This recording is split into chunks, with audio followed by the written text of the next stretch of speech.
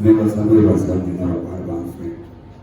Wabula abasinga mwerabire twebaza n'abasawo bonna abagezaako okuba nti Humphrey ajjanjaba n'abeerawo. Humphrey firstborn waffe yazaalibwa 1972 bamulabyawo. Humphrey ali mukulu ffe owaddala nga dadi waatali Humphrey mukulu. Humphrey atulabula Humphrey yatwalaga sipiidi yasaba amagigiro nasigala nga wansala n'embeera mu mire ng'atubatukula nti batoole bavaamu abantu ab'omugaso. Humphrey waffe kira kibatayogedde basebo ne bannyabo ffe tuli bayimbi nga mukwano bwe bagambye naye Humphrey Mayanja ewaffe yasooka okuyimba ye muyimbi yasooka okuyimba mubanyumangonya ddala.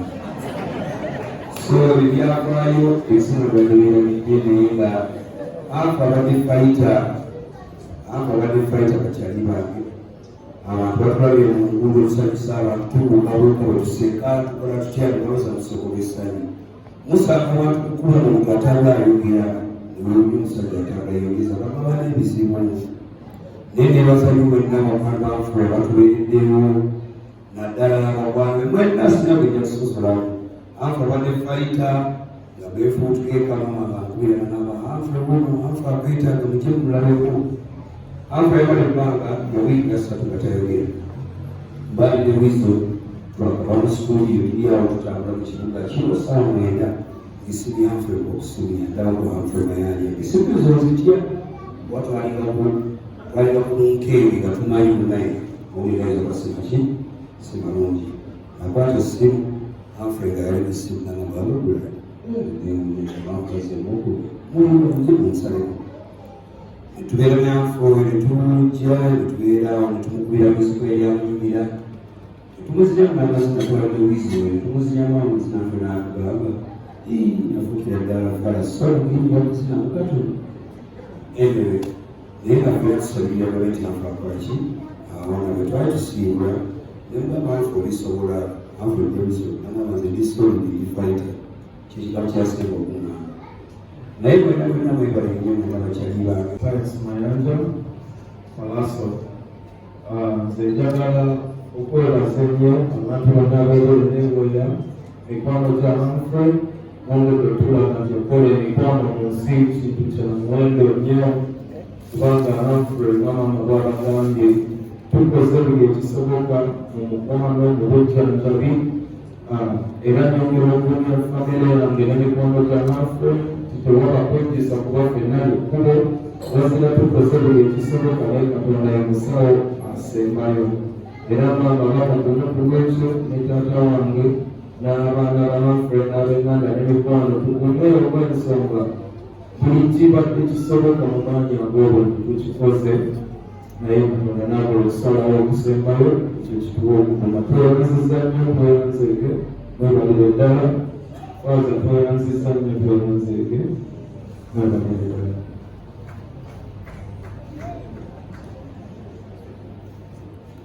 Namujamu siba kinga kujona Mayanja nekyaganja kibatuukedde nzijukira otubatulira tugamba singa Mukama yayongera n'ayamba Humphrey n'asobola okujja neyebaza abantu era asomera ddala n'abasomera ddala okwebaza buli omu atubeera okutamirwa yalwala paka ku ssaawa eno basize omukwano okulikomere naye baffe atukuziza atugase atwanga asomeseza akoze buli kintu kyakozesa kyamuwasobola alamba masya atanalwala kulimalekwansa n'agamba era kimanyi sobola nakola mpolo bakufalasa nativu namuuza kagema nti n'agamba koza bamukolera nkiku ndibasogera nnyo bakwene mamira yakasi yange njagala balekere ebintu njagala bakolere ebibuzi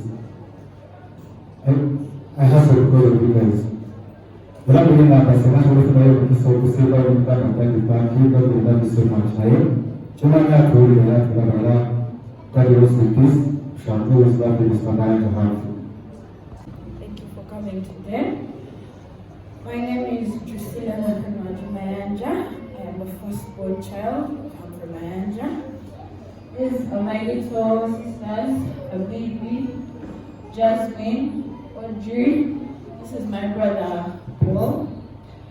Daddy loved all of us. Daddy made sure we never lacked. Daddy always provided. Daddy was my best friend. He was my friend. There was nothing I couldn't tell my father. And even during the last moments, the thing I remember vividly was Sunday. Sunday, again I'm trying to Thursday, but Sunday again they were coming Mulava. And I'm like, go Nidila, Labika Mulunji. And we joked, and that was the last good memory I remember because we were, you know, in so much pain. Ngatayala kuja akoye, akoye, mundeke. You have to fight, you have to fight. And he kept asking, but what for? I'm tired. I don't have much to say. Most of it has been said. But I would like to thank these friends because when we are the first time Uncle Pin Uncle Pius Nangamba, Kwano Batata, Wasingo Bamanya, creating a WhatsApp group so that you update them and they offer any help. And I didn't know what number, I think I had like only 5 contacts. I created that group, but very well there were over 200 people that have been helping, they have been sending money, they have been sending things, food. They have really helped, and I'm so grateful to all of you. Thank you so much. We wouldn't have gone through this situation without you. So we do have our faith, but they to tell me I don't know to Tina Busibo, Zamania Gange, Bapita Josephine Mayanja, Nakera.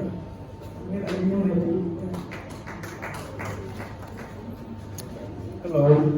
Chinyizo kugamba kyokka kwebaza abasinga obungi badde bamanyi pano gyaffe baganda bange sinawetuya kwogera kwegere amanya gange Geoffrey Ogire kampangalira ku ssaza lya Ssaabasajja lya Scamedia Stockholm.